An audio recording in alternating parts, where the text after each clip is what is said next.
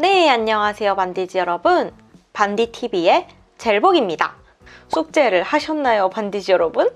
여러분들이 숙제를 얼마만큼 해왔을지 굉장히 궁금합니다. 2강을 들어가기 앞서서 저는 1강을 먼저 보고 오시는 것을 추천드려요. 왜냐면 제가 준비한 컬러 이론 5강은 이게 단계별로 업그레이드를 시키는 색 공부법이거든요. 반디즈 분들 순서대로 잘 따라와 주셨으면 좋겠어요. 그러면 1강 카드는 위에다가 올려둘게요.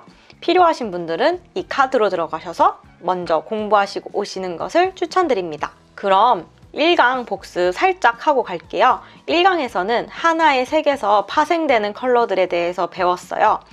그 외에도 색의 3요소, 유사색, RYB 등등 배웠었죠? 기억나시겠죠? 그럼 오늘은 무엇을 배울 거냐면요. 오늘은 배색 공부를 들어가 볼게요. 워밍업이라서 자세한 거는 3강에서 다루겠지만 2강에서는 초보자분들도 쉽게 배울 수 있는 조화롭게 어울리는 색 쓰는 법, 즉 밸런스 있는 컬러들을 쏙쏙 빼먹는 시간을 가져볼까 해요. 반디즈 분들 캐릭터의 머리색, 옷색은 뭘로 할지, 피부톤이며 소품이며 어울리는 색이 뭘지 고민해 보신 적이 다들 한 번쯤은 있으셨을 거예요. 아마 그림을 그리다 보면은 무조건 이 벽에 부딪히고 맙니다. 저희가 한 그림을 그릴 때 되게 여러 가지 색을 쓴단 말이에요. 그래서 기본적으로 2가지 이상의 색을 골라야 하는데 못 고르는 이유 중 가장 큰 이유가 선택지가 많아서 고르지 못하는 것이 태반입니다. 내가 고를 수 있는 색이 너무 많아서 고르지 못하는 경우죠. 내 안에 결정장애가 일어나는 거예요. 무엇이 좋은 색인지, 무엇이 더 나은 선택인지 감이 안 오기 때문일 수도 있어요. 초보자분들은 이제 막연하게 좋은 컬러를 사용하고는 싶은데 그게 뭐지? 그리고 그런 건 도대체 어디서 배우는 거야? 책에서 배우는 거야? 싶으시겠죠? 그래서 오늘 이 부분들을 살짝쿵 여러분들 이제 초보자분들을 위해서 긁어드리겠습니다. 네, 더 본론 수업에 들어가기 앞서서 색에 대한 제 고찰과 생각들, 개념들을 좀 더 풀어보면서 진행하도록 할게요. 선이 있는 캐릭터를 그릴 때 되게 무태가 아니고서는 선을 따는 작업들을 해요. 그 다음에 무슨 색을 부을지 그제서야 고민하죠. 네, 저도 그렇습니다. 선을 따고 무슨 색으로 칠하지? 라고 생각을 할 때가 있다는 거죠. 제가 2D 애니메이션 스튜디오 디자이너로 있었을 때 개인적으로 작업했던 캐릭터 시트예요. 이걸 보면 좀 더 이해하기 쉬우실 것 같아요. 이렇게 섀도우, 그림자 영역을 설정하고 그 다음에 선을 따는 클린업 작업을 하고요. 그 다음에 컬러 피커라고 해서 색을 정해줍니다. 아무튼 이렇게 간략하게 이 3단계를 거치면서 저희가 색을 쓰게 되는데 놀랍게도 색을 정말 잘 쓰시는 분들은 순서가 조금 다르다고 느낍니다. 제가요. 주제를 떠오를 때 내에 생각해둔 분위기 및 색들이 이미 소재와 함께 떠오르시는 경우가 많아요. 색을 잘 쓰시는 분들은 이제 어떤 주제의 그 글이 아니라 느낌과 그리고 심상으로 느껴진다는 거죠. 그래서 이것들이 색을 잘 쓰시는 분들이 상상을 할 때 색과 같이 상상을 하시는 게 있는 것 같아요. 이건 절대로 타고나는 게 아니라 저나 그리고 그분들이 그런 관찰들을 많이 했기 때문에 머릿속에 레퍼런스들이 많이 있는 것 같아요. 앞서 말씀드렸던 분들은 이제 빛 방향, 빛에 따른 환경의 변화, 즉 관찰력이 뛰어나신데 이거는 반디즈 분들이 후천적으로 업그레이드 할 수 있어요. 반디즈 분들도 역시나 노력으로 이 부분들이 개발이 가능합니다. 오늘 그 부분에 대해서도 좀 설명을 드리면서 여러분들의 컬러를 사용하는 스펙트럼을 넓히는 공부들을 시켜볼 거예요. 색을 이해하고 못하고의 차이는 컬러를 어떻게 사용할 것인가, 그리고 고민을 미리 하느냐 안 하느냐의 차이입니다. 스케치 단계와 색 사용의 밸런스를 동시에 고민하는 것, 이 연습들이 반디즈 분들한테 필요해요. 반디즈 여러분들도 제대로 이제 색 공부를 하겠다고 다짐했기 때문에 지금 이렇게 이 강의를 듣고 있는 거겠죠? 모든 컬러 강의 5강이 모두 끝이 나면 여러분들이 밸런스를 맞추시게 되실 거예요. 그거를 기대하면서 이 수업 계속 진행하도록 할게요. 그럼 이쯤에서 제 러프 컬러들도 보고 가면은 도움이 많이 되겠죠? 제 컬러 스케치가 러프 컬러입니다. 이게 컬러 스케치라고요? 이미 완성되어 보이는데? 라고 생각하시는 반디즈분들이 있겠지만 네, 저는 이 정도가 저한테 컬러 스케치예요. 그리고 다음 컬러 스케치, 색을 발라보는 작업들을 이렇게 하는 거죠. 그러면은 다듬어지면 이런 느낌의 그림이 나와요. 근데 거의 별반 차이가 없죠. 그만큼 저는 색을 중요시 생각하는 것도 있고 색을 들어가기 전에 설계를 굉장히 꼼꼼하게 하는 편에 속해요. 그리고 또 추가로 제 색을 쓰는 프로세스를 알려드리자면 1번은 스케치, 2번은 컬러 설정, 그러니까 컬러 스케치라고 하죠. 러프 컬러. 3번은 라이팅 전에 소품들의 이제 디테일 작업들을 하는 거예요. 뭐 소품이나 뭐 가구나 아니면은 이런 디테일한 디자인들을 이때 엄청나게 드립한다고 표현을 할까요? 아무튼 컬러를 이제 작업하고요. 네 번째 마지막으로는 라이팅을 주면서 마무리를 지어요. 근데 2번이랑 4번이랑 거의 비슷하죠. 그냥 정돈만 됐어요. 이게 제가 말하는 이제 컬러 스케치, 러프 컬러의 중요성을 여러분들한테 설명을 드리고 싶었어요. 이렇게 되면은 여러분이 덜 헤매고 이제 방향을 찾아서 갈 수 있다는 거를 어필하고 싶었어요. 그래서 빛과 색에 대한 이해가 있으신 분, 색이 전달하는 파급력과 중요도를 아시는 분들은 자기가 일러스트나 그림을 그려보기 전에 컬러 테스트란 것을 해봅니다. 컬러 테스트를 해봄으로써 반디즈 분들이 이제 나아갈 방향을 잡고 갈 수 있는 거죠. 그래서 초반에 색 설계를 하는 것, 이게 즉 방향이 뚜렷하다는 것이고요. 이 앞에 보이는 반디처럼 꾸준히 계속 완성을 시켜 나갈 수 있다는 말과 똑같습니다. 근데 이걸 하시는 분들은 좀 더 그림을 그릴 때 진행 속도가 빠르고 손이 빠르다는 소리를 들어요. 초반에 색 고민을 많이 하기 때문에 더딜 것 같잖아요. 근데 막상 색 설계를 하신 분들이 오히려 더 완성답게 잘 끝내는 경우가 많습니다. 네, 제 경험상에요. 네. 색 고민을 이미 중간 단계에서 끝냈기 때문에 완성을 향해서 멈칫하지 않고 고 스트레이트 하는 경우죠. 이제 몇몇 분들은 선 따느냐 에너지를 다 써서 빨리 완성해버리고 싶은 마음에 색칠과 비표현을 대충 해버리기도 해요. 아니면 빨리 내 그림을 선보여서 이제 SNS에 좋아요나 반응을 얻고 싶어서 완성이 아닌데 얼렁뚱땅 끝내버리는 경향도 있어요. 너무 한 그림을 오래 붙잡고 있는 것 같다고 느낄 때에도 똑같습니다. 조급해져서 막막해서 후다닥 마무리를 지어버리는 거예요. 저는 위와 같이 이제 성질이 급했고 그림의 반응을 빨리 보고 싶었어요. 그러다 보니까 빨리 올리다 보니까 완성도가 떨어지는 거예요. 그래서 보시는 분들한테 좋은 반응도 이게 얻는 게 쉽지 않았고 난이도 있는 그림을 시도할 수가 없었어요. 그래서 제가 선택한 방법은 완성이라고 생각해서 올리기 전에 이틀이나 3일 정도 더 시간을 써서 더 그려보는 연습을 저는 오히려 더 해봤어요. 제 그림을 파악하는데 도움이 많이 됐던 것 같아요. 그래서 디자이너에게는 자신이 할 수 있는 데까지 그려보는 인내도 필요하기 때문에 이런 트레이닝을 한 번씩 더 해보셨으면 좋겠다는 의미에서 좀 추가로 설명을 드렸어요. 네, 그래서 후다닥 끝내서 이제 보는 이에게 인사이트가 없는 그림을 선보이는 것보다 저는 시간을 더 들이더라도 1, 2년, 3년이 되어도 그 그림이 다시금 회자가 되는 그림을 그리시기를 강력 추천드립니다. 이제 몇 년이 흘러도 여전히 좋다고 느끼고 회자가 되는 그림들이 여러분들이 노력하에 그게 충분히 있을 수 있거든요. 그래서 아무튼 네, 옆길로 샜는데요. 네, 다시 본론으로 돌아갈게요. 룰렛처럼 색을 돌리다 보면 이거 좋네 하면서 이 색으로 이제 정해버리기도 해요.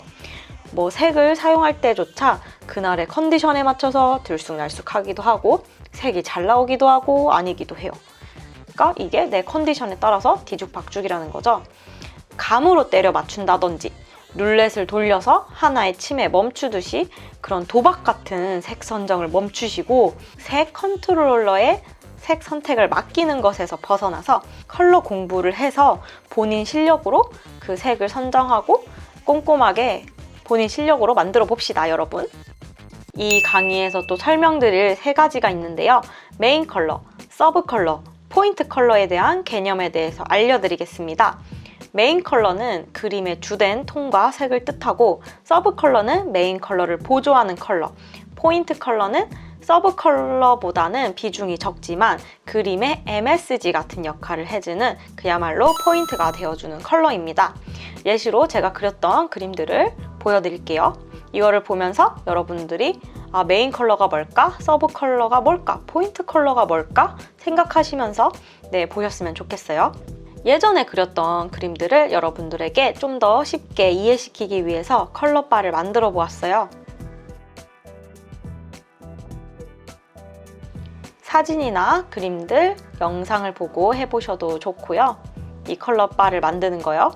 색을 잘 쓴 이미지들을 파헤쳐 본다는 의미에서 큰 공부가 됩니다.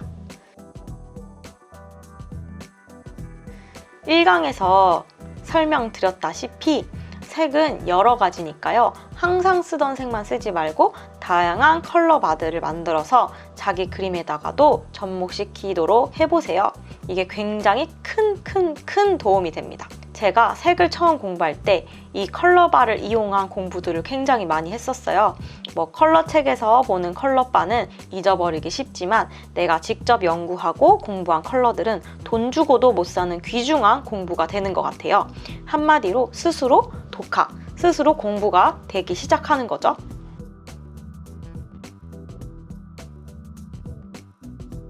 이제 충분한 팁들을 알려드린 것 같아요. 이쯤에서 숙제를 드려야겠죠? 이 메인 컬러, 서브 컬러, 포인트 컬러에 대한 이해가 되신 것 같으니까 이제 스포이드를 통한 색 공부법 시작하도록 하겠습니다. 간단히 설명을 드리자면 어떤 주제든 요소든 대상이든 상관이 없어요. 영화든 사진이든 일러스트든 상관없어요. 스포이드를 찍어 보시는 거예요. 예시를 드려볼게요. 직접 스포이드를 찍어 발라보는 연습을 가장 적극 추천드려요. 이게 당장 손쉽게 빠르게 하실 수 있는 직관적인 색 공부법이에요. 그 색을 이렇게 색을 느끼시면서 한번 공부를 해보셨으면 좋겠어요. 제가 왜 이거를 좀 더 이론적으로 설명을 안 드리냐면은 일단은 즐기셔야 돼요. 이 스포이드를 찍는 거에만 더 집중해 보시고 다른 사람들은 어떤 색을 쓰는지에 대해서 연구를 먼저 하시는 것을 추천드릴게요. 저의 경우는 사진, 건축물, 놀이동산, 액세서리, 의상에서 많은 인풋을 받아요. 하지만 여러분들은 그 스포이드의 대상이 다를 수 있어요. 저는 이런 데에서 인풋을 받지만 여러분들은 다른 데에서 인풋을 받을 수도 있는 거죠. 무엇이 대상이건 상관없습니다. 각자가 관심 있는 대상이 다르니까 그 점을 생각하시면서 컬러 바를 만들어보는 시간들을 가져보면 좋을 것 같아요. 이게 숙제지만 덤으로 제가 드리는 숙제가 있어요. 평소에 보는 모든 것들의 색들을 관찰 또 관찰해 보세요. 관찰이요. 5초 이상 어떤 대상의 색들을 계속 빤히 쳐다보는 연습들을 해보셨으면 좋겠어요. 이거는 수천 수억 번을 말해도 모자라지 않는 얘기 같아요. 진짜 남과는 다른 경지에 오르려면 관찰밖에 없습니다. 이 사진들이 뭐냐면 제가 빛깔, 색 공부를 하러 이제 라이브 페인팅을 하러 나가는 적이 좀 잦았습니다. 저랑 친했던 이제 유학을 했던 친구가 저한테 했던 얘기가 민지야, 너 나가서 그림을 그려라. 그게 진짜 큰 공부다 라고 말한 적이 있어요. 그때 저는 정말 실제를 보고 공부를 해야겠다라는 생각을 굉장히 많이 했고 그래서 자주는 아니더라도 나갈 수 있으면은 이제 의자랑 그리고 그 돗자리 같은 거 있잖아요. 이런 거랑 스케치북을 챙겨서 밖에 나가서 관찰하는 시간들을 많이 가지게 됐어요. 그래서 컴퓨터 안에서는 없는, 핀터레스트에서는 없는, 구글에서는 느낄 수 없는 진짜 생동감 있는 실제의 공부들을 많이 했거든요. 그래서 이게 굉장히 저한테는 과거에 정말 많은 도움이 됐었다라는 것도 같이 설명을 드리고 싶어요. 관찰을 많이 하니까 색에 대한 이해와 색을 어떻게 쓸지에 대해서 도움을 많이 받았던 것 같아요. 그래서 다음으로 넘어가서 사실 메인 컬러 하나 어울리는 포인트, 서브 컬러가 무수하게 많아요. 예를 들어서 청록색, 그와 어울리는 컬러들을 공부하시는 것도 이제 반디즈 분들이 쓰는 색들의 스펙트럼을 늘려줄 거예요. 색 배합이란 건 하나의 색 어울리는 보조 컬러를 찾는 여정인데 꼭 이 부분도 같이 공부했으면 좋겠습니다. 그리고 제가 만든 이 배합표를 가지고 캐릭터에 직접 입혀보는 거예요. 뭐 청록색 하나와 거기에 어울리는 색만 살짝 달라진 것 뿐인데 그림의 인상이 확 바뀌었죠. 이게 바로 배합의 묘미입니다.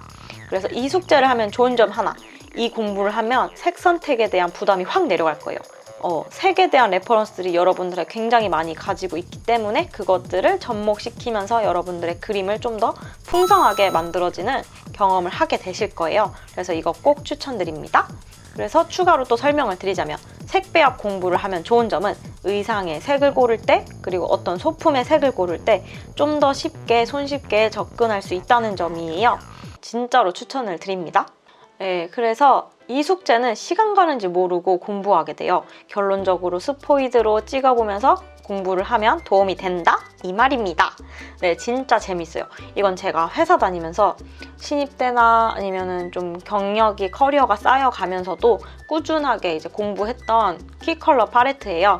그래서 여러분들이 실제로 컬러 공부할 때 저는 이렇게 공부를 했고 여러분들한테도 이런 공부법이 있다. 그리고 이걸 한번 해보셨으면 좋겠다 라고 추천을 드립니다. 그래서 이 독학이 저에게는 색에 대한 고찰과 관심으로 계속 지속되어서 이어졌어요. 그래서 지금까지도 색에 대한 집착이 있고 색에 대한 공부에 대한 열망이 계속 있는 거예요. 아무튼 이거는 뭐 사회 초년생들, 초보자분들, 실무자분들한테도 충분히 도움이 되는 것 같습니다.